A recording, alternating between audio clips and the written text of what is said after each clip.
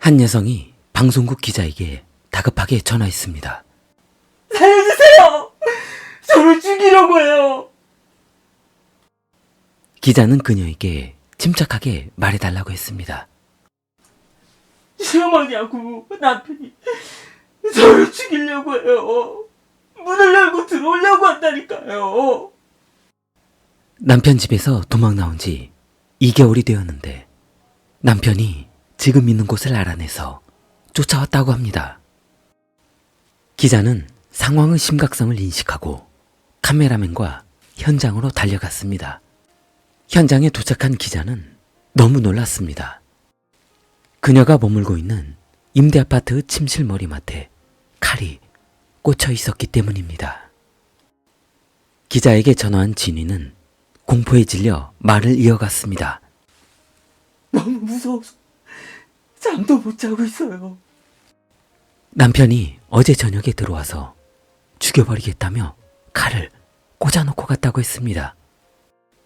시어머니도 남편 편만을 들어서 아들과 함께 며느리를 죽이러 찾아왔다고 했습니다.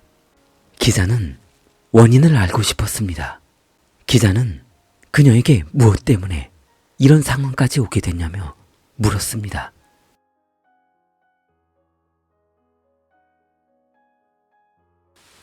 아니 글쎄, 저보고 몸이라도 팔아서 돈을 벌어오래요. 진이는 눈물을 흘리며 방바닥에 주저앉았습니다. 마냥 행복할 것만 같았던 신혼생활은 악몽의 연속이었습니다. 결혼이 이런 악몽으로 변할 줄은 생각지도 못했다고 했습니다. 결혼한 지 1개월이 채 안 되었고 한참 신혼 기분에 들떠 있어야 할 신혼부부 끔찍한 현장이었습니다. 그녀의 나이 36세. 비록 늦은 나이였지만 지금의 남편과 행복한 결혼 생활을 꿈꾸었다고 합니다. 그러나 시어머니가 며느리에게 몸을 팔아서 돈을 벌어오라고 했고 남편도 시어머니의 뜻을 거역하지 못하고 어머니와 한패가 되어 진이를 몰아세웠다고 했습니다. 남편은 41세 모건층이었습니다. 현장 공사일을 하면서 힘들게 돈을 벌었고 가끔 현장에 일이 없으면 집에서 쉬어야 할 정도로 돈벌이가 힘들었습니다.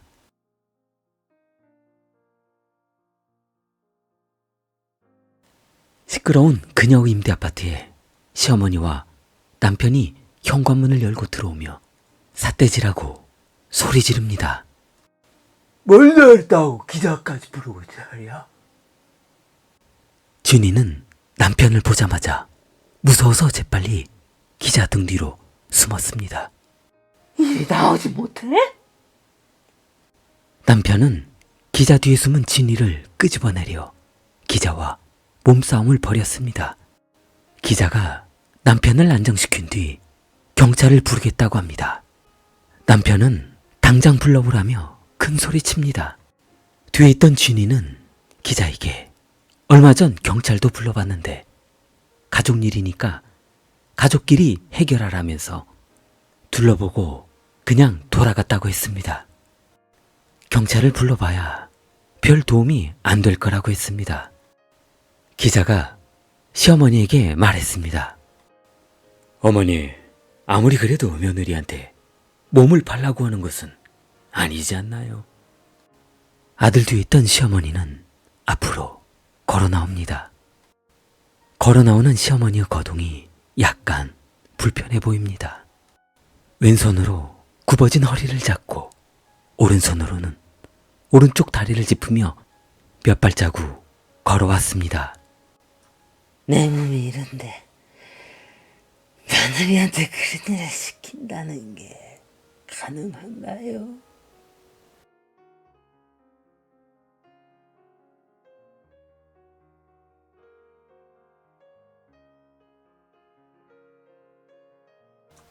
저는 결혼을 8번이나 한 년이요. 우리 아들도 피해자라고. 진이는 기자 뒤에 숨어 고개만 살짝 내밀고 있습니다.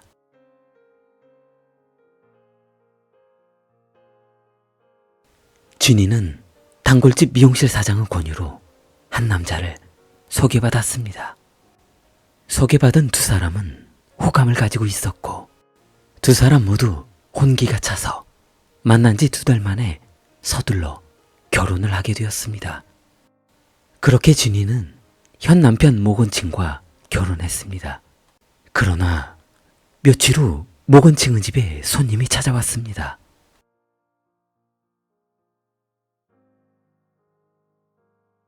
손님은 남편과 시어머니에게 그녀의 과거를 이야기해 줬습니다. 당신이 진이의 8번째 남편이라고 말해 주었습니다. 아니, 무슨 말씀이세요? 우리 아들이 처음이라고 했는데. 손님은 격한 말투로 사기꾼년이 여기서도 전형살 냈구만. 손님은 마음을 가라앉히고 두 사람에게 그녀에 대해 말해 주었습니다.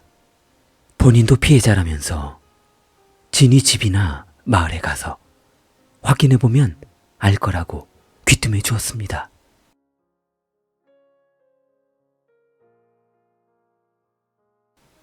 모자는 다음날 진이의 마을로 향했습니다. 진이가 살았던 어촌 마을에 어렵게 도착했고 마을 사람들에게 그녀의 집 위치를 물었습니다. 혹시 여기 진이라는 아가씨가 살았었나요?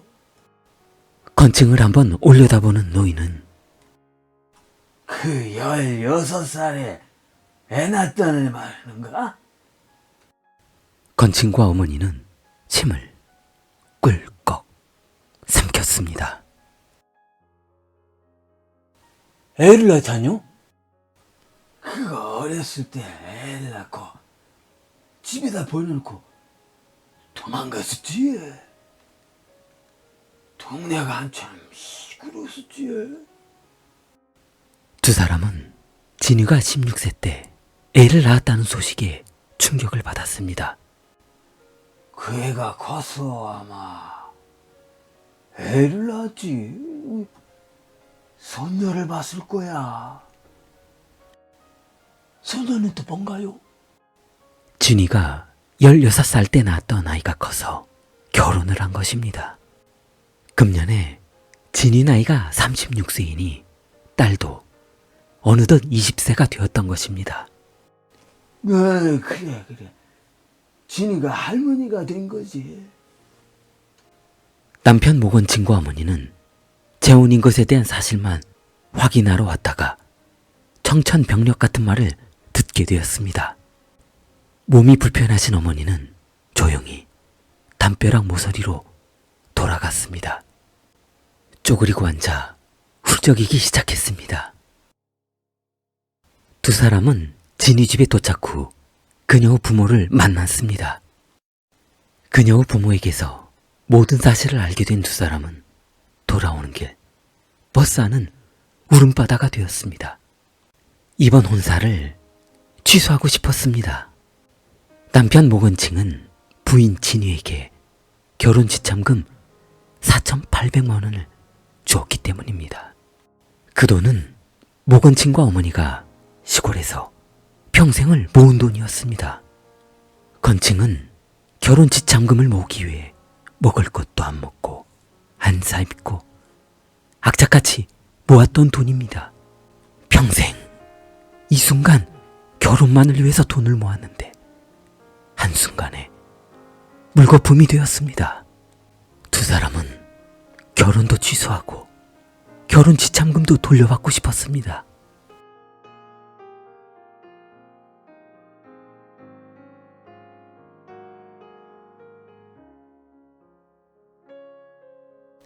건친과 어머니는 집에 돌아오자마자 진이를 불렀습니다. 두 사람이 알게 된 사실을 진이에게 물었습니다. 당신이 결혼을 8번 했다는 게 사실이야? 모건칭이 손가락으로 창밖을 가리키며 오늘 당신 집에 갔다 왔어. 당신 모든 것을 다 알고 왔다고. 당신이 16살 때 초에서 애도 낳고 그 뒤로 19살 때 애 있는 거 숨기고 결혼한 것도 다 알고 세 번째로 도강면에 주씨하고 결혼하고 네 번째에 주연면에 이거보기하고 결혼하고 다섯 번, 여섯 번, 일곱 번 지참금 수천만 원 챙겨가지고 몇 달 살다가 도망갔다면서? 그리고 내가 8번째야? 평생을 숨기고 잘 살 줄 알았어? 진이는 태연하게 말했습니다. 그래서?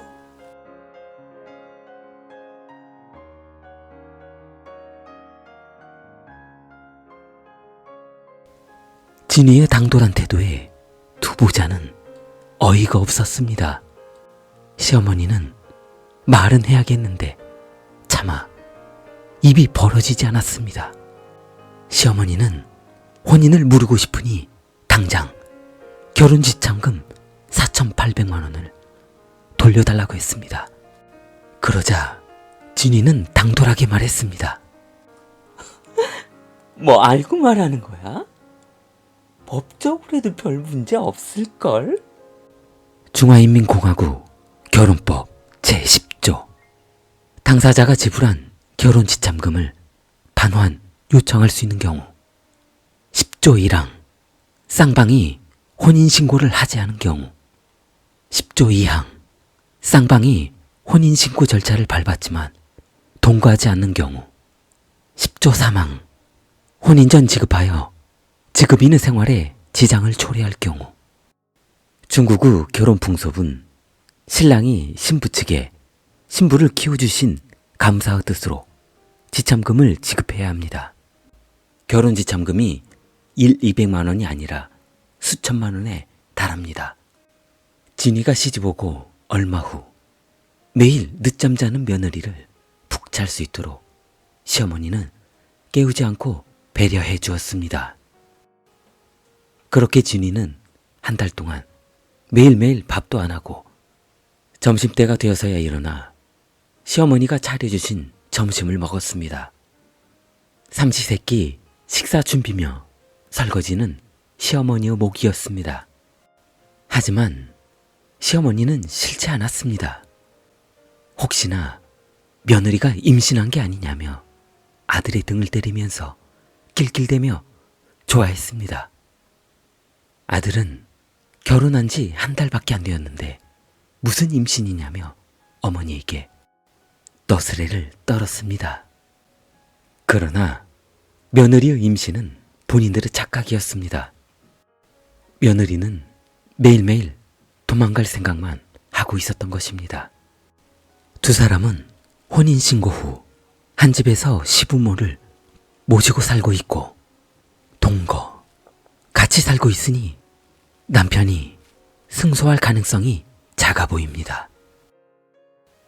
하지만 그녀가 그동안의 결혼 사실을 속이고 모건층에게 결혼 지참금을 받아낸 것이 위법인지는 재판을 해봐야 할 것 같습니다.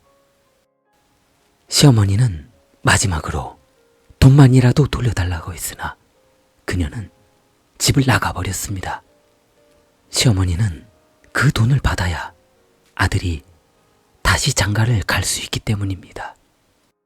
현재 이 사건은 재판이 진행 중입니다. 그녀는 또 다른 남자를 찾아 떠났을까요?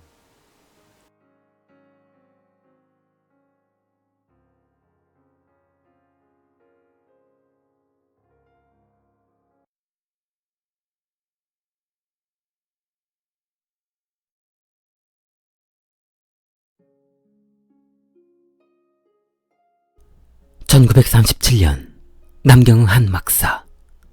일본 군들이 하루 일과를 마치고 부대 안으로 들어오고 있습니다. 일렬로 들어서 포승줄에 두 팔이 묶인 포로들은 종종 걸음으로 앞사람과 간격을 맞춰 막사 입구로 들어오고 있습니다. 포로를 발로 걷어차며 입구를 들어오는 일본군 사병들은 일본도를 허리에 찬 장교의 말 뒷공무니를 따라다니며 숨을 헐떡이고 있습니다. 장교 검은색 말이 장교 막사 앞에 서자 막사에서 문을 열고 사병이 뛰쳐나옵니다. 말에서 내리는 일본 장교의 칼과 모자를 사병은 두 팔을 쭉 뻗어 받습니다. 어떡하래, 사마데시다! 수고하셨습니다! 사병은 살벌한 분위기에 고개도 못 들고 있습니다. 오늘 또 일본인 두 장교가 전쟁터에서 한바탕 싸우고 들어왔나 봅니다. 1937년 중국군은 필사적으로 저항했으나 첨단 무기 소총을 갖춘 일본군에 대항하기는 역부족이었습니다. 한마디로 우스운 전투가 되었습니다. 중국군들은 난생 처음 보는 무기로 무장한 일본군 앞에 허수아비일 뿐이었습니다. 중국군들은 무기를 버리고 도망쳤습니다. 1937년 12월 13일 일본군은 난징을 장악했고 피난 가지 못한 난징 시민과 중국군들은 미처 도망갈 시간도 없이 난징성에 갇히고 말았습니다. 그때 난징에 남아있던 무고한 시민은 수백만에 달했고 일본군들은 쓸모있는 여성과 여자아이들을 폐허가 된 도로 한가운데 정렬합니다. 일본군 장교는 말에서 내려 그녀들 앞에 쪼그리고 앉았습니다. 쓸만한 젊은 여성의 덕을 잡고 좌우로 살짝 돌려봅니다. 일본군 사병은 일사불란하게 쓸만한 여성과 쓸모없는 여성 포로들을 정리했고 막사로 끌고 들어와 감옥에 가두었습니다. 여성들을 끌고 오는 과정에서 여자란 여자는 모두 능욕했고 무서워서 집 안에 숨어서 나오지 않는 여자는 집에 불을 질러 연기로 숨을 쉴 수 없을 때까지 고통을 주게 한 뒤 뛰쳐나오게 했습니다. 그렇게 일본군들은 그녀들에게 숨 쉴 수 없을 정도로 고통을 주었고 힘들 때까지 숨을 참고 튀어나온 여성들을 보면서 깔깔대고 웃었습니다.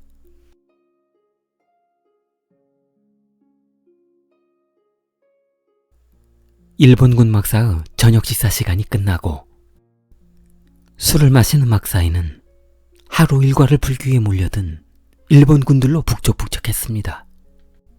그때 한쪽 테이블에서 한바탕 소동이 벌어졌습니다. 오마이가 와타시 요리 조치나 코토가 난다tte 조코 스루다요. 하이, 니깐 놈이 나보다 잘하는 게 뭔데? 친고질이야. 테이블을 마주보고 있던 또 다른 장교에게 화를 냅니다. 마주하고 있던 무카이 중이는 마시던 술잔을 테이블 위에 내리쳤습니다. 술잔에 담겨있던 투명한 정종은 테이블 위에 쏟아졌고 무카이 중이는 노다 중위에게 눈을 부릅떴습니다. kimi 요리は 맛있다と思うよ. 내가 아무리 못한다 해도 너보단 나을걸. 무카이는 노다를 정면으로 바라보며 비웃는 미소로 술잔에 남아있는 술을 바닥에 뿌려버렸습니다. 바닥에 뿌려진 술은 나무바닥 깊숙이 스며들었고 노다는 그럼 천황폐하께 가장 충성한 진정한 군인이 누구인지 한번 가려보는 건 어떠냐며 충동질했습니다. 1937년 12월 7일 노다는 무카이에게 물었습니다. 에이, 너 살아있는 놈을 연속으로 몇 놈이나 배워봤어? 천황폐하 이름을 걸고 내기 한번 해볼까? 노다는 사병들을 연병장에 집합시켰습니다. 영문을 모른 채 연병장에 집합한 병사들은 수군거렸습니다. 아니 도대체 이 시간에 무슨 일이야? 저 인간들 또 시작한 거야? 연병장에서 사병들은 노다의 명령만을 기다리고 있습니다. 감옥에 있는 여자를 일단 200명 끌고 나오라는 것이었습니다. 오른쪽에 100명, 왼쪽에 100명을 한 줄로 배치하고 호명하면 순서대로 두 병사가 여자 포로를 잡고 있으라는 것이었습니다.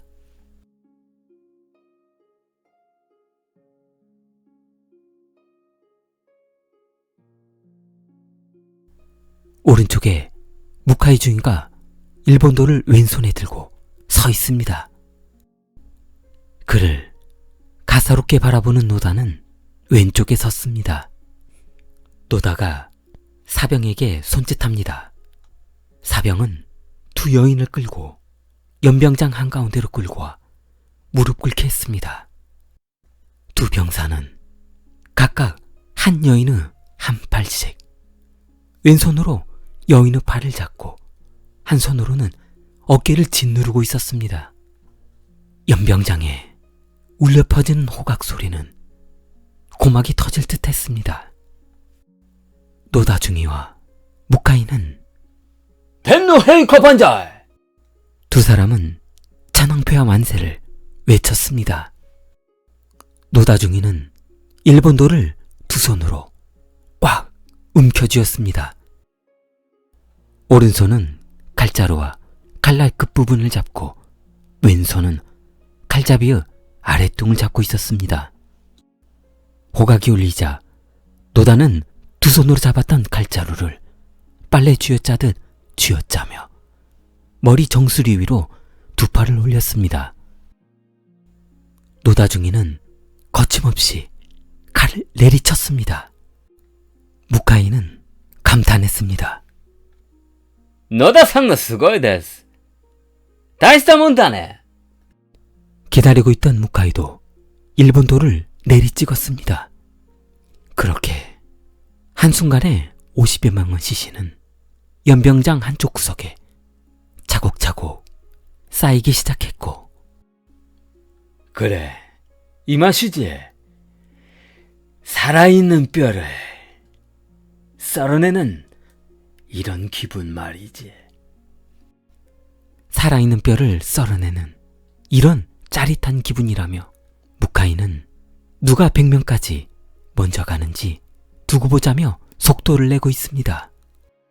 연병장에서 굴러다니는 낙엽들은 널브러진 여인들의 눈동자와 마주보며 뒤엉켰고, 살아있는 여자를 끌고 오느라 힘에 부쳐 엎어지는 일본군 사병도 웃음거리가 되었고, 목이 잘린 시체를 연병장 구석으로 드러나르다 시체에 발이 걸려 넘어진 사병도 웃음거리가 되었습니다. 구경하고 있던 사병들은 복수하며 배를 움켜쥐고 있습니다.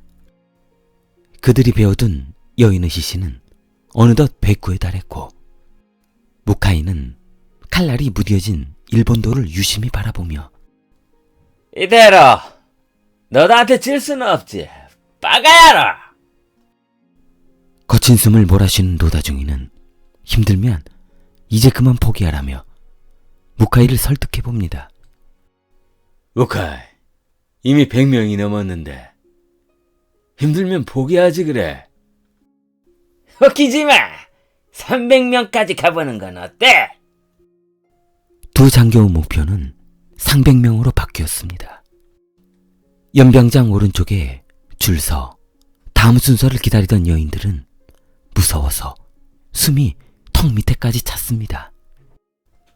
104번째 여인이 끌려나가고 낭떠러지에 매달려 있는 105번째 여인은 심장이 터질 것 같았습니다. 한 번만 더 해보고 결정할게. 다음! 힘에 부친 무카이는 칼날이 뽑히지 않자 한참을 실랑이 하다가 그녀 머리를 발로 걷어찼습니다. 그때 사람들이 구름처럼 몰려있어 무슨 사건이 벌어진 것인가 하여 인근 YMCA 거주 중이던 외국인 지부장 조지 피치는 카메라를 들고 나왔고 두 장교 살해 장면을 그대로 카메라에 담아두었습니다.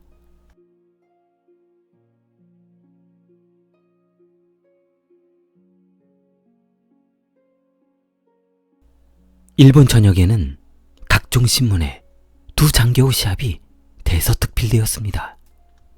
진정한 일본어 무사라며 두 사람은 훈장을 받았습니다.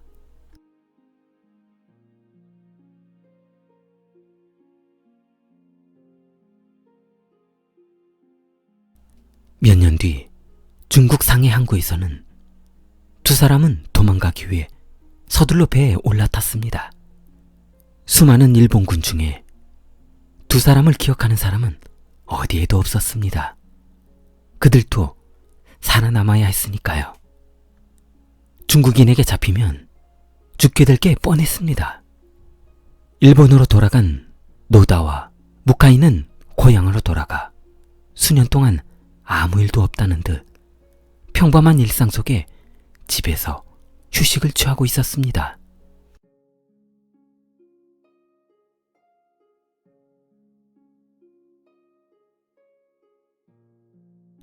(1945년 11월) 중국 정부는 전범처리위원회를 설립합니다. 그때 마침 전범을 취재 중이던 기자가 우연히 일본군 두 장교가 경쟁했던 신문의 일면 기사 내용을 보게 되었고 극동 국제군사재판에서 두 장교를 재판을 위해 중국으로 소환했습니다. 재판 과정에서 두 사람은 범행을 부인했습니다. 본인들은 누구를 죽여본 적도 없을 뿐더러 남경에서 근무한 적도 없다고 했습니다.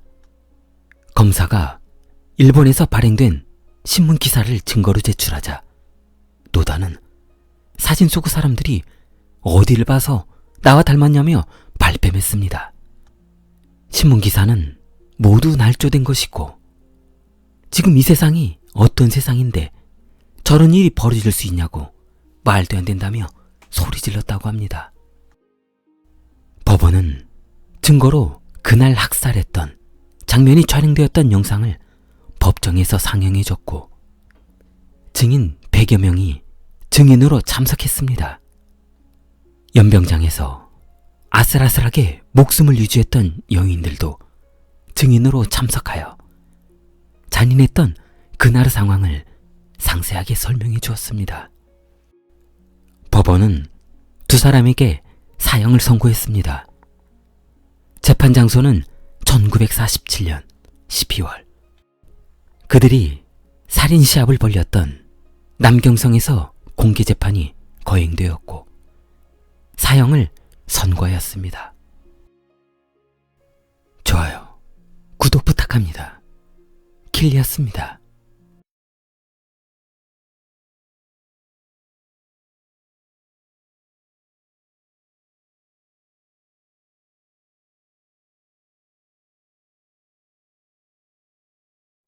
올해 45세 천 씨에게는 사랑하는 부인과 세 딸이 있습니다.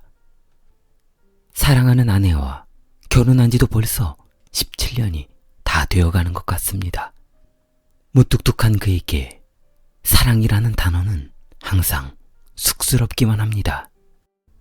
1977년생인 천 씨보다 8살 연하인 부인은 올해 37세입니다. 두 사람은 2007년 12월에 결혼해서 아이들도 벌써 이렇게 커버렸습니다. 큰딸은 올해 16살 중학교 3학년이 되었고 막내는 5살이었습니다. 천씨의 유일한 낙은 이 금쪽 같은 딸들을 키우는 재미로 살고 있습니다.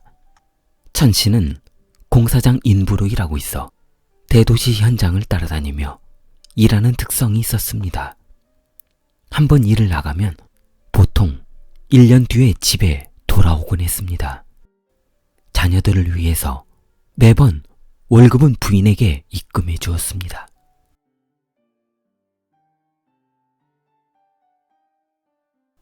공사장에서 일을 마치고 휴식을 취하고 있는 천 씨에게 문자 한 통이 왔습니다. 천 씨의 부인 위시아는 아이들을 집에 맡기고 대도시 공장에 취직을 해서 돈을 벌어야겠다는 것이었습니다. 남편 천 씨는 부인의 문자를 이해할 수가 없었습니다. 매번 들어오는 월급 전부를 부인에게 보내주고 있어 가족이 살기에는 부족함이 없을 것으로 생각했습니다.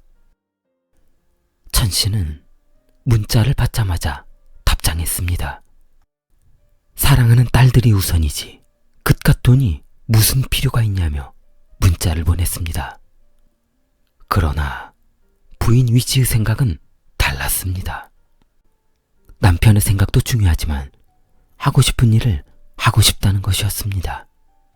그 뒤로 남편은 부인에게 전화를 했으나 부인은 매번 전화를 받지 않았습니다. 문자를 보내도 확인하지 않았고 묵묵부답이었습니다. 속이 타들어가는 천 씨는 먼 곳에서 어떻게 할 수 있는 방법이 없었습니다. 딸들도 본인들을 맡겨놓고 일을 찾아 떠난 어머니의 무거운 마음을 이해할 수밖에 없었습니다. 몇 개월이 지나고 천 씨는 마침 명절 연휴에 집에 돌아오게 되었습니다. 그러나 명절임에도 불구하고 부인 위 씨는 집에 돌아오지 않았습니다. 남편 천 씨와 딸들은 분명 어머니에게 무슨 일이 생겼으리라 생각을 했습니다.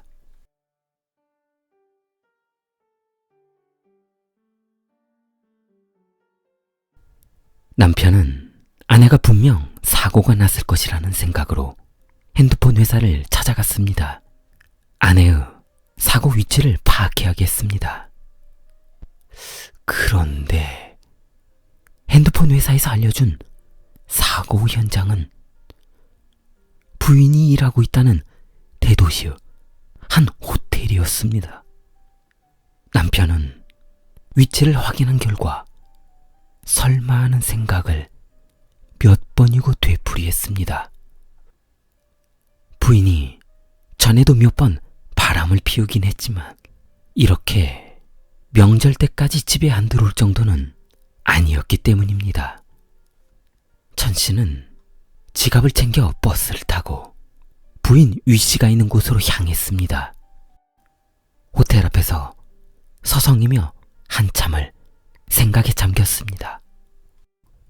방문을 열고 들어가야 하나, 호텔 로비에서 기다렸다가 만나서 이야기를 해야 하나 고민했습니다. 만약 몇 호실에 있을지도 모르는 방문을 잘못 열고 그렇게 사고를 칠 바에야 호텔 로비에서 기다린 편이 나을 것 같았습니다. 천 씨는 설마 하는 마음에 호텔 로비에서 뜬 눈으로 밤을 샜습니다. 때마침 엘리베이터 문이 열렸습니다. 팔짱 낀 남녀가 엘리베이터에서 내렸습니다. 두 사람은 체크아웃을 위해 킥킥대며 카운터로 웃으며 걸어갔습니다. 남편이 와 있을 거라고는 생각지도 못한 그녀는 중년 남성의 팔에 몸을 비비며 콧소리를 합니다. 두 사람이 체크아웃을 마치고 돌아서는 순간 부인 위 씨는 사지가 굳어버렸습니다. 마주보고 있는 남편의 앉아있는 모습을 보고 움직일 수가 없었습니다. 중년 남성은 영문을 모른 채 위 씨를 감싸 안았고 두려움에 떨던 위 씨는 중년 남성을 두 팔로 밀쳐냈습니다. 위 씨는 남성에게 먼저 가라며 속삭였습니다.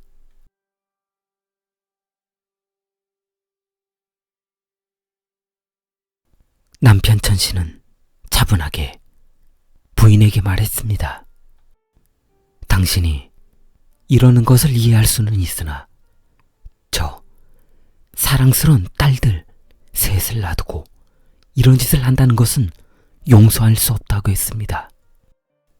남편은 딸들을 생각해서 이번이 마지막 용서가 될 것이고 두 번 다시 이런 짓을 한다면 그때는 참지 않겠다고 했습니다.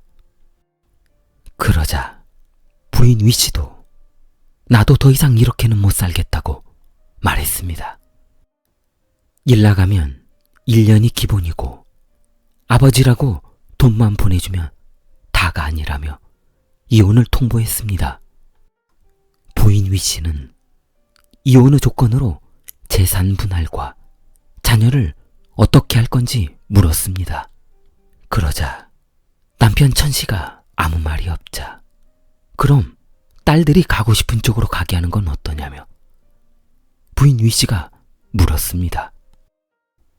아버지 천 씨는 세 딸을 앞에 두고 물었습니다. 천 씨는 첫째 딸에게 아버지와 같이 살 거냐고 물었습니다. 그러자 첫째 딸은 어렸을 때 아버지한테 손바닥으로 뺨을 맞은 기억을 지금도 잊을 수가 없다며 아버지하고 같이 살고 싶지는 않다고 했습니다. 차라리 어머니하고 살겠다고 했습니다. 그리고 사실 아버지하고는 별로 정도 없다고 했습니다. 몇 년을 집을 비워두고 일을 나가서 아빠에 대한 정이 별로 없다고 했습니다. 둘째 딸도 아버지와의 정보다는 그동안 어머니와의 정이 많이 들어 아버지보다는 어머니와 사는 것이 편하다고 했습니다. 천 씨는 참 비참하고 또 비참했습니다. 본인은 먹을 것도 안 먹고 애들 교육비며 생활비로 그동안 돈을 보내주었었는데 그 모든 것이 허사했다는 생각을 하니 너무 비참했습니다. 부인 위 씨는 재산 분할은 통장의 현금을 본인에게 줄 것이며 자식도 본인이 키우겠으나 셋을 키우는 것은 경제적으로 힘드니 첫째와 둘째만 키우고 셋째는 남편이 키우는 것으로 매듭짓자고 했습니다. 부인 위 씨는 그동안 맺혔던 남편의 모든 서운한 감정을 이것으로 끝내고 싶었습니다. 그렇게 남편에게 일말의 합의할 시간도 주지 않고 부인이 정리해버렸습니다. 막상 남편은 5살짜리 막내딸을 데리고 살 생각을 하니 막막했습니다. 먼 현장에서 일을 해야 하는데 5살짜리 아이 혼자 놔두기가 막막했습니다.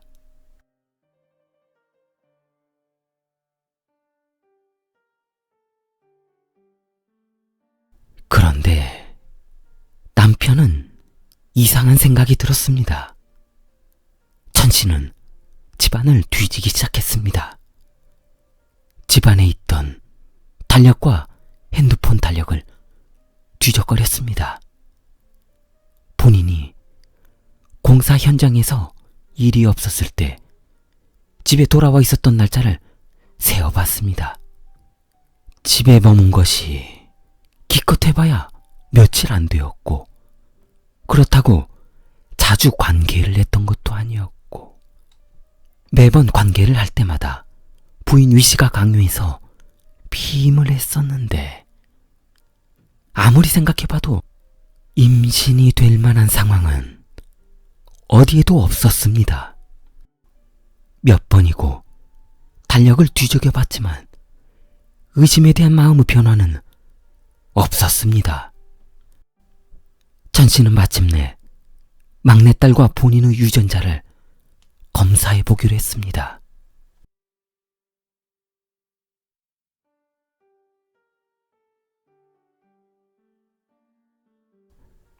천 씨는 인터넷 사이트에서 유전자 검사 병원을 검색하여 찾아갔습니다.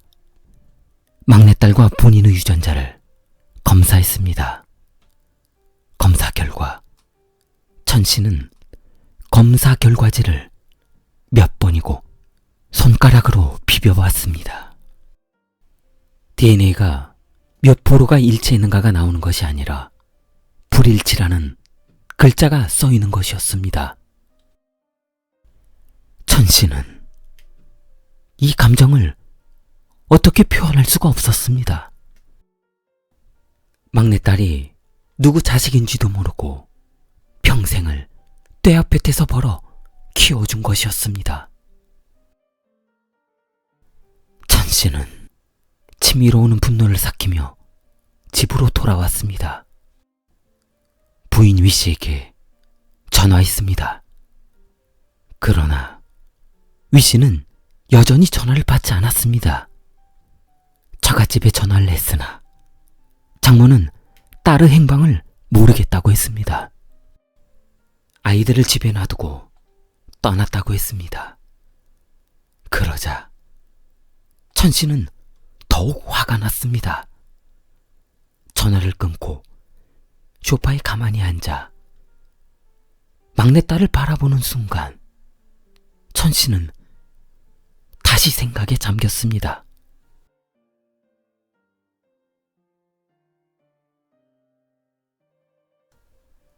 첫째와 둘째 때도 부인과 관계를 했을 때 분명 부인이 절실하게 요구해서 천 씨는 마지못해 남편 천 씨 본인이 피임을 했었는데 그 당시 어떻게 임신이 되었냐고 물었더니 피임이 실패하는 바람에 본인이 임신되었다는 말이 생각났습니다.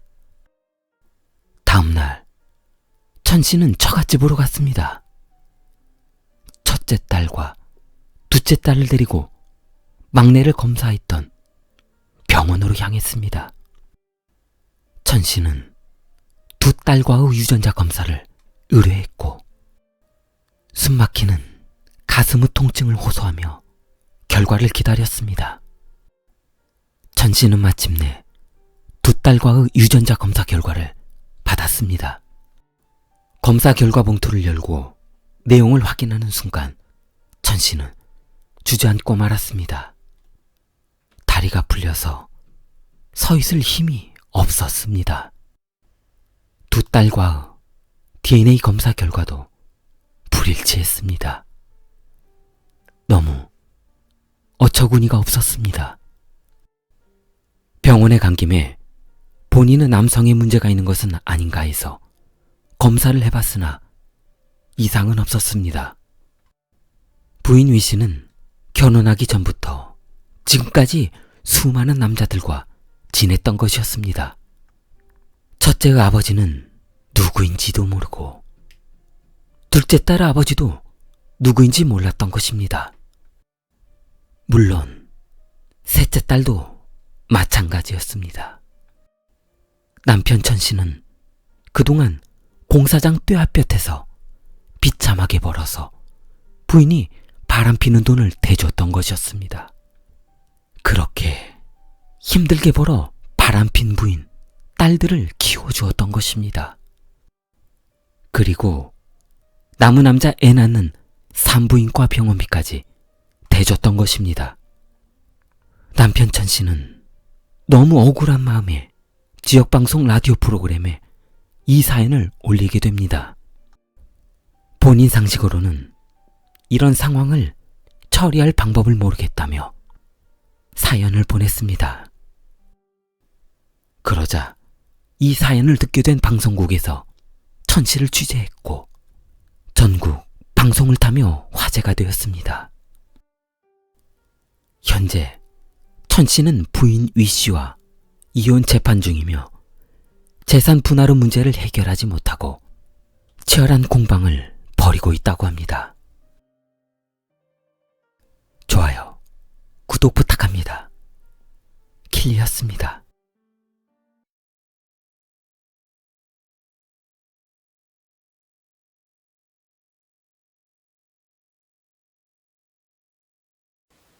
타는 중학교 때부터 예쁘기로 소문났었습니다. 얼굴이 작고 키도 아담해서 남학생들에게 인기가 많았습니다. 남학생들은 탄에게 잘 보이기 위해 싸움도 많이 했습니다. 타는 부모님은 산두시에서 조그만 사업을 하고 있어 가정 형편도 아주 부유한 편이었습니다. 그녀의 부모는 자녀 교육에 적극적인 터라 외국 유학을 항상 염두에 두고 있었습니다. 중학교를 졸업하던 해 탄의 부모는 탄을 싱가포르에 있는 유명 사립고등학교에 유학을 보냅니다. 싱가포르 사립고등학교에서도 인기가 좋았던 탄에게 호감을 가지고 있던 두 남학생의 싸움이 벌어지는 사건이 발생했습니다. 사랑은 절실한 사람만이 가질 자격이 있어. 싸워서 이긴 사람이 절실한 거 아닐까? 두 남학생은 감정을 억제하지 못하고 아스팔트 위에서 격투했고, 한 학생이 아스팔트에 안면부가 함몰되면서 중상을 입어 병원에 입원하는 사태가 벌어지게 되었습니다. 사건은 심각하게 흘러갔고 학교에서는 징계위원회가 열리게 되었고, 이 사건을 계기로 학교에서는 그동안 탄에 대한 안 좋은 소문이 돌기 시작합니다. 알고 보니 이 사건뿐만이 아니라 이전에도 이와 비슷한 일들이 발생했던 것입니다. 결국 탄은 학교에서 퇴학당했습니다. 싱가포르에서 안 좋은 소문이 난 탄은 더 이상 싱가포르에 있는 다른 학교에도 전학할 수 없게 되자 다른 나라로 전학을 알아봐야 했습니다. 가장 적합한 영어권 나라인 캐나다에 있는 고등학교로 서류를 접수하고 다행히 학교에 다닐 수 있게 되었습니다.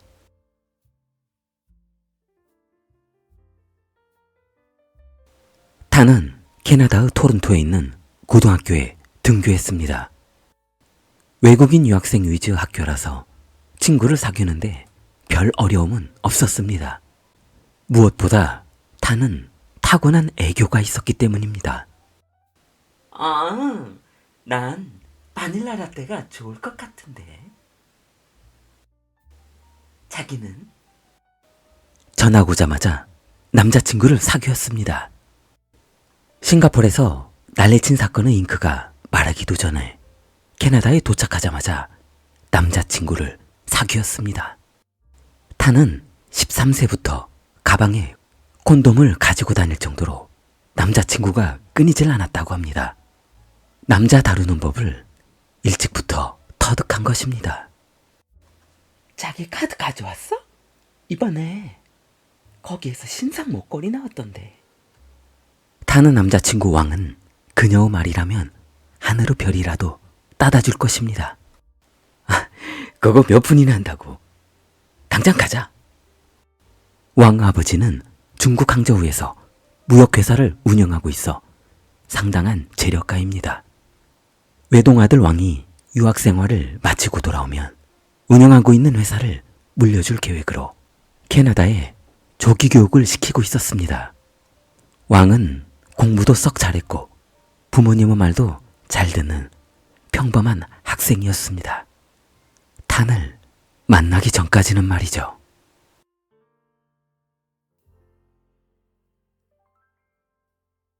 두 사람은 캐나다 최상위층만 갈 수 있다는 명품관에 들어갑니다.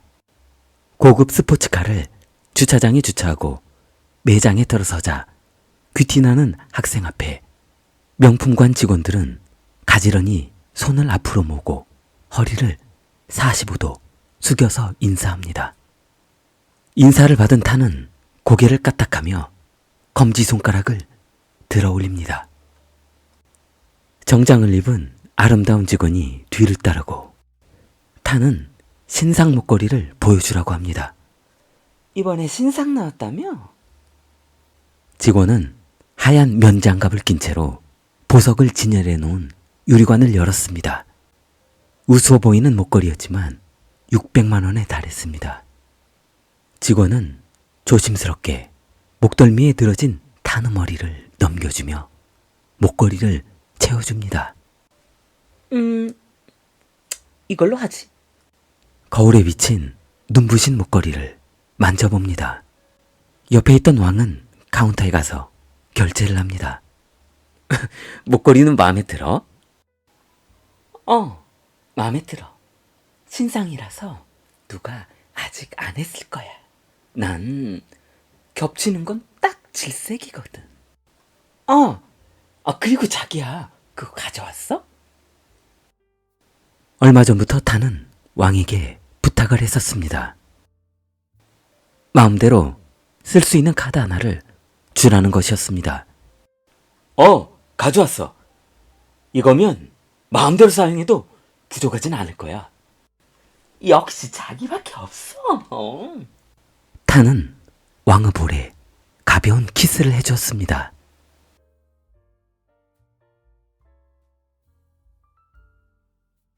자기야, 이거 뭐야? 한두 초과래. 자네가 없는 거야?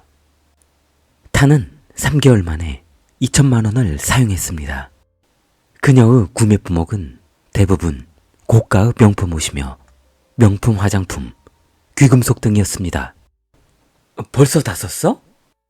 왕은 토끼 눈을 하고 탄을 바라봤습니다. 카드에 몇 푼이나 들어있다고 그래. 다른 카드 없어? 왕은 사랑하는 사람을 위해서라면 무엇이든 주고 싶었습니다. 왕은 그렇게 2년 동안 신용카드 3개를 주었습니다. 타는 2년 동안 왕의 카드로 1억 2천만 원을 사용했습니다.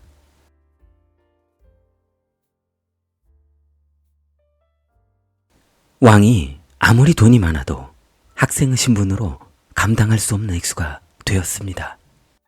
이미 살고 있던 전세주택 보증금도 빼서 탄에게 줬기 때문입니다. 오갈 곳 없는 부잣집 아들 왕은 현재 친구 집에 얹혀 살고 있었습니다. 그러지 말고 고향에 있는 아버지한테 말해서 집도 얻을 돈 좀 보내달라고 그래라. 언제까지 이렇게 살 거냐. 왕은 아버지에게 더 이상 돈을 요구했다가는 현재 상황을 들키고 말 거라며 절대 안 된다고 했습니다. 이런 사실을 모르고 있던 타는 마지막 3번째 카드도 한도가 초과됐습니다. 신경이 예민해진 타는 왕에게 다른 카드를 달라고 했습니다. 미적거리는 왕을 향해 뭐야? 나 싫어진 거야? 오빠는 사람 질리면 이렇게 비참하게 만드는구나. 고개를 못 들고 있는 왕은 어렵게 입을 열었습니다. 아빠한테 어학 특강비로 6천만 원 보내달라고 했으니까 조금만 기다려줘. 타는 뒤도 안 돌아보고 나가버렸습니다.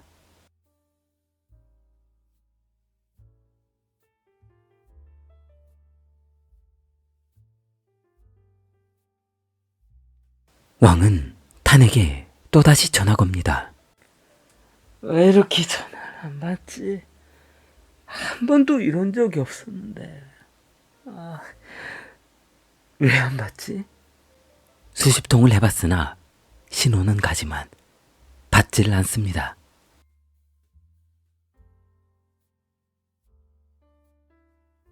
타는 커피숍에서 한 남성과 달콤한 대화를 나누고 있습니다. 새로운 남자친구를 만나고 있었습니다.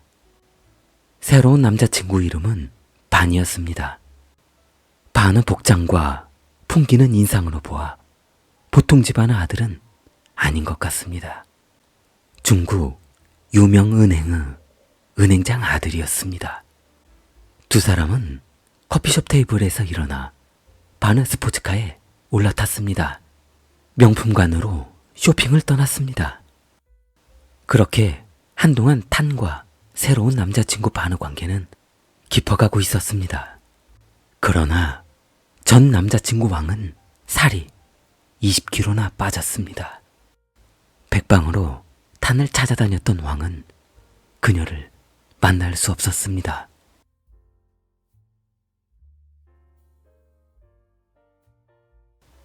(2017년 2월 6일) 추운 겨울 눈보라가 몰아치던 날, 전 여자친구 탄과 반이 왕을 찾아왔습니다. 왕이 임시로 머물고 있는 친구 집에 찾아왔습니다. 두 사람을 보자 흥분한 왕은 반의 멱살을 잡았습니다. 남의 여자친구를 가로채? 네가 그러고도 사람이야? 반은 멱살 잡은 왕의 손목을 힘껏 뿌리쳤습니다. 반은 어렸을 때부터 킥복싱과 복싱을 배워서 싸움 실력이 대단했습니다. 그때 탄이 두 사람의 사이에 끼어들며 두 팔을 벌려 두 사람의 가슴을 밀쳤습니다.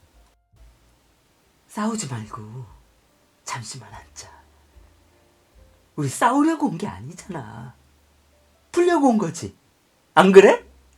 왕은 거실에 있는 소파에 앉아 분을 삭히고 있었습니다. 탄은 새 남자친구 반의 손목을 잡고 밖으로 끌고 나가버렸습니다.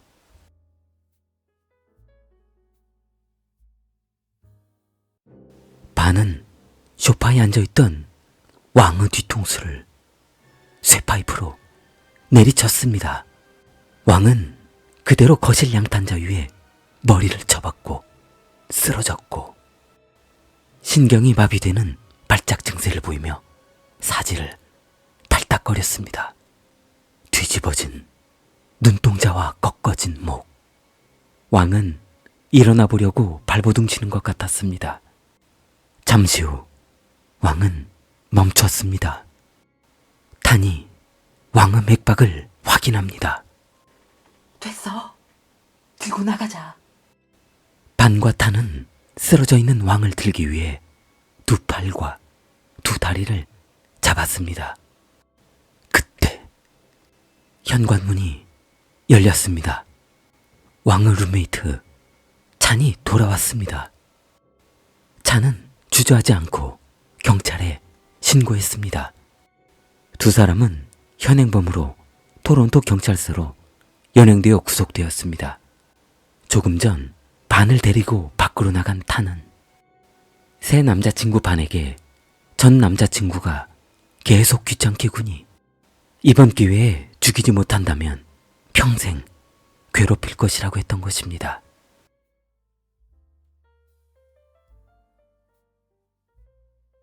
(2017년 2월) 법원에서 반은 유죄를 거부하고 무고하다며 무죄를 요청했습니다.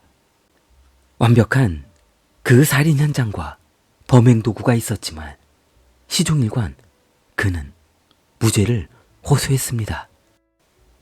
반의 아버지는 캐나다의 유명한 변호사 브라이언을 고용합니다. 브라이언 변호사는 캐나다에서 가장 영향력 있는 변호사입니다. 그에게 불가능이란 단어는 없었습니다. 반의 아버지는 변호사 브라이언에게 230억을 지불합니다. 2019년 11월 캐나다 법원은 반의 행동이 정당방위였으며 고의 없는 살인이라고 판결했습니다. 징역 2년에 집행유예 1년을 선고했습니다. 사람들은 일반적인 판결이라면 최소 징역 30년에서 최대 무기징역의 판결이 맞지 않냐며 물었습니다. 그러나 그는 징역 6개월 만에 다시 풀려나 학교 인근 대형 저택에서 안정적인 생활을 시작했으며 얼마 후 안정을 취한 뒤 학교에 등교했다고 합니다. 이후 밝혀진 반의 아버지는 중국의 유명한 은행장이었고 상상을 초월한 금액을 융통할 수 있는 부모의 정체가 밝혀지면서 중국 내 분노가 들끓었습니다. 여자친구 탄은 무죄를 선고받았습니다. 살인에 가담한 증거가 없었고 남자친구 반을 충동질했다는 증거가 어디에도 없다며 무죄로 풀려났고 무죄를 확정받자마자 캐나다를 떠났다고 합니다. 좋아요, 구독 부탁합니다. 켈리였습니다.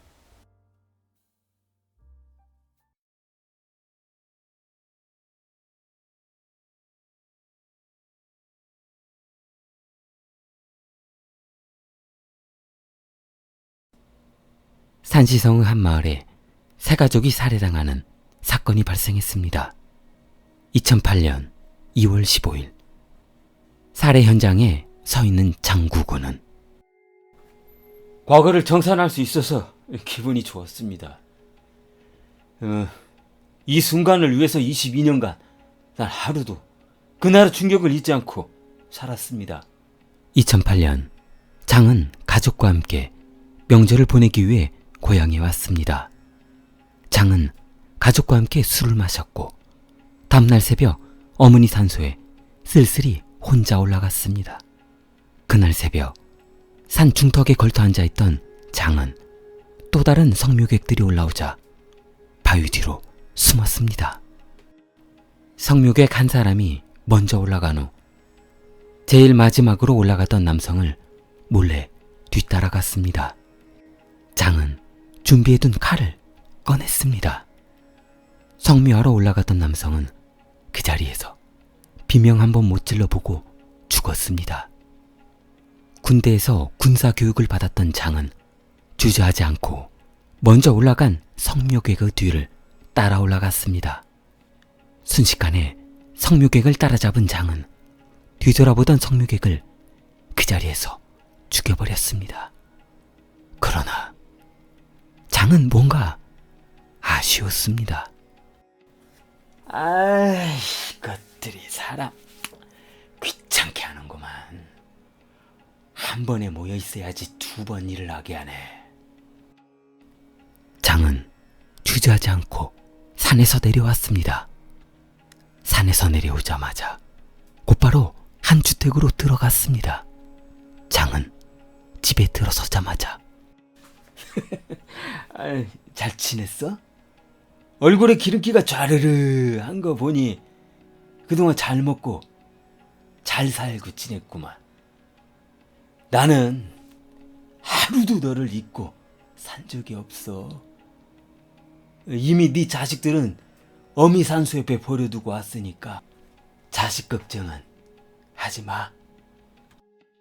노인은 너무 무서워서 말이 안 나왔습니다. 그때는 오해였다며 두 손을 앞으로 내밀고 한참을 흔들었습니다. 구구야, 나는 오해가 있었단 말이다. 내가 그래. 그때는 내가 실수했다. 실수했으니까 제발 목숨만 살려다오. 아마도 노인은 이전에 장구구와 친분이 있었던 것 같습니다. 두려움에 떨던 노인은 결국 장구구 칼에 죽음을 면치 못했습니다.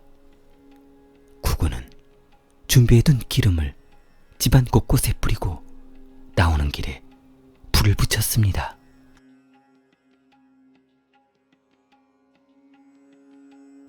(1993년 4월) 산시성의 한종이라는 농촌의 사람들은 주로 논농사를 짓고 살고 있었습니다. 해마다 벼를 수확 후 도정을 제때 못해 썩거나 품질이 떨어져 손해를 볼 때가 많았습니다. 마을이라고 해봐야 10여 가구가 살고 있는 이 조그만 마을에 수확한 쌀을 가공하는 도정 공장을 짓는다는 것은 엄두낼 수도 없었습니다. 워낙 많은 돈을 투자해야 했고 투자해서 지었다 해도 시설비 상환과 이자 지급 비용으로 아마도 얼마 못 가 파산하고 말 것이기 때문입니다. 그래서 시에서는 이 마을에 도정 공장을 지어주기로 했습니다. 대신 이 마을에서 농사를 짓고 있는 두 집안, 장씨 집안과 왕씨 집안에게 2년씩 번갈아가며 사용하도록 했습니다. 얼마 뒤 마을의 도정 공장이 완성되었고 시에서는 그래도 가장 큰 면적을 농사짓는 장씨 집안에게 2년간 우선 운영권을 주었습니다. 그러나 마을에서 워낙 가난하게 살고 있는 왕씨 집안을 불쌍하게 생각한 장구구 아버지는 왕씨 집안에 미안해했습니다.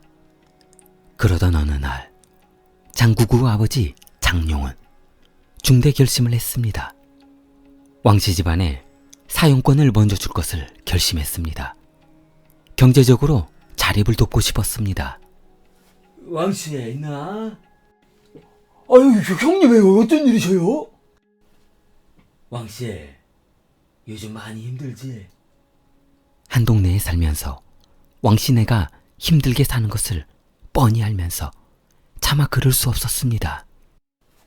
왜 다름이 아니라 자네가 힘들게 사는 건 내가 뻔히 아는데 막 그럴 수가 있어야지. 자네가 도전 공장을 먼저 쓰고 그 다음에 내가 쓰는 걸로 하지. 왕씨는 고개가 땅이 닿도록 넙죽 절을 했습니다. 장룡도 힘들 텐데 본인을 배려해준 마음에 너무 감사했습니다. 형님, 정말 감사합니다.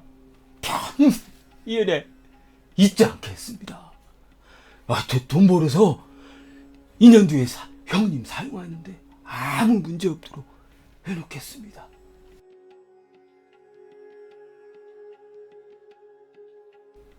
장룡이 배려해준 덕분에 왕씨는 돈을 많이 벌었습니다. 그의 곡물 가격이 상승하는 바람에 왕씨는 엄청난 이익을 거두었고 오히려 장씨는 먼 거리로 도정을 하러 다니느라 곡물이 상할 대로 상해 손해를 많이 보게 되었습니다. 여보, 괜히 왕씨한테 양보해서 이게 뭐예요? 이러다 우리 망하겠어요. 저 창고에 수확해놓은 거 문드러지는 것 좀 보세요. 장씨는 흥분해 있는 부인을 진정시켰습니다. 아이, 그 조금만 참구려. 몇 달 남지도 않았구만. 이제 두 사람의 처지는 바뀌었고 장씨는 2년 계약이 끝나기만을 손꼽아 기다리고 있었습니다.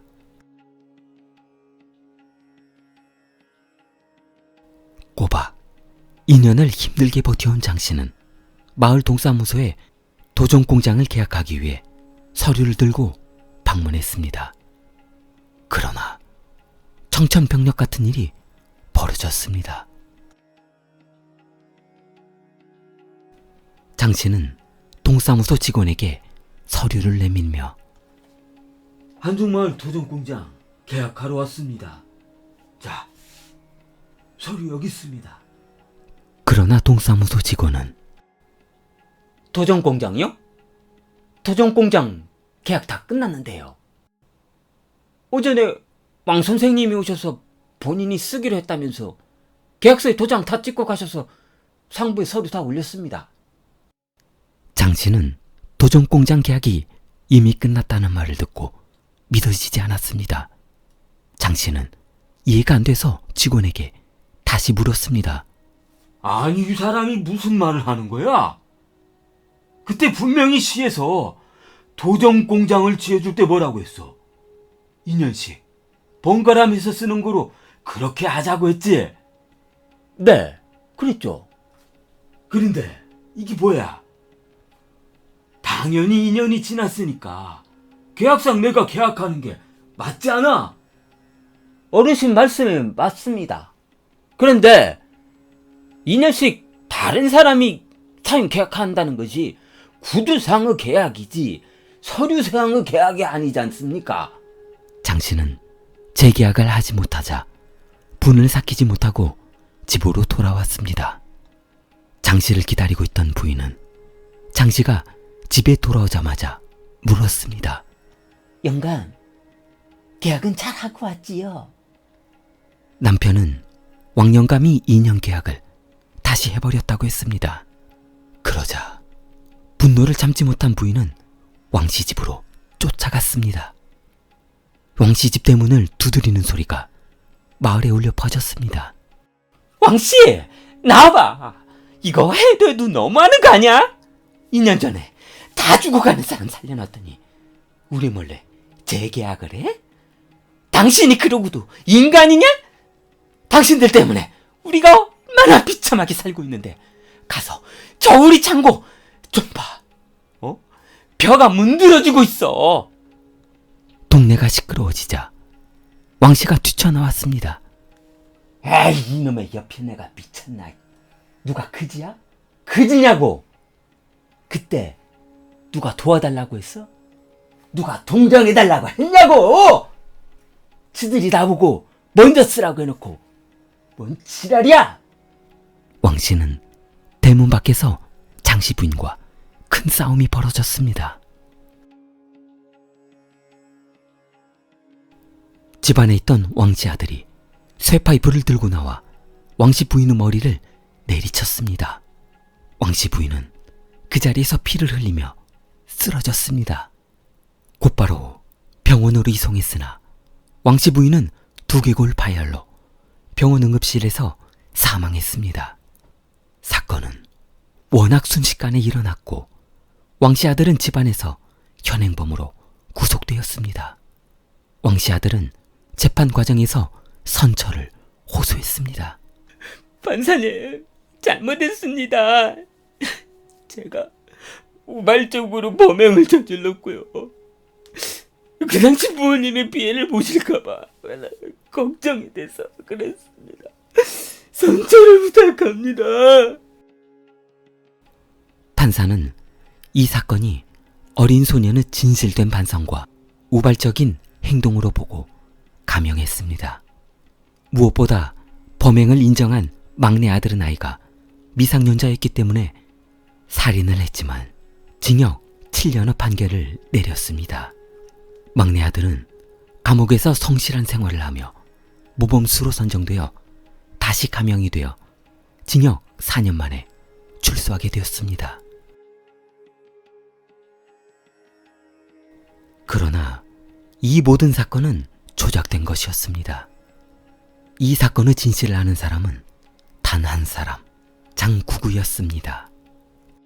아버지가 동사무소에서 돌아오시던 날, 어머니는 왕씨 집에 재계약 사건을 따지러 갔습니다. 그때 아들 장구구가 따라갔던 것입니다. 그때 당시 장구의 나이 11살이었습니다. 엄마, 화내지 말고 아빠랑 같이 가자. 엄마, 나 무서워. 어머니는 아들에게 집에 가 있으라며 아들 등을 집을 향해 밀었습니다. 어머니는 그대로 왕씨 집으로 화를 내며 걸어갔고 어머니에게 혼이 날 것이 두려웠던 아들 장구구는 왕씨 집 인근 담벼락에 숨어 바라봤던 것입니다. 싸움이 한참 진행되고 있을 때 쇠파이프를 들고 나온 것은 막내 아들이 아닌 왕씨의 둘째 아들이었습니다. 야 이놈아, 미쳤어? 왕씨는 쓰러져 있는 장씨 부인의 코에 손가락을 대봤습니다. 장씨 부인은 숨을 쉬지 않습니다. 나는 그냥 겁내주려고 휘둘렀어. 진짜 미치겠네. 이게 아닌데. 왕씨의 둘째 아들은 머리를 감싸준 채 대문 앞에 주저앉았습니다. 머리가 백지장이 되어버린 왕씨는 하늘이 노랗게 변했습니다. 순간 대문 뒤에 모여든 가족 중 아빠, 무슨 일 있어요? 왕씨는 대문 뒤에 구경하고 있던 막내 아들을 빤히 바라봤습니다. 막내 아들을 불렀습니다. 막내야, 너 올해 몇 살이지? 모든 것을 지켜보고 있던 한 사람. 장구구는 저 멀리서 이 광경을 모두 보고 있었습니다. 구구는 결심했습니다. 어른이 돼서 어머니의 복수를 할 것이라고 다짐했습니다. 구구는 마을에서 학업을 마친 후 곧바로 군에 자원 입대했습니다. 그 뒤로 방황했던 구구는 명절을 보내기 위해 집으로 돌아왔을 때 비참해진 아버지와 집안 식구들을 보며 22년간 준비한 복수를 실행하게 되었습니다. 장구구는 사형이 선고되었습니다.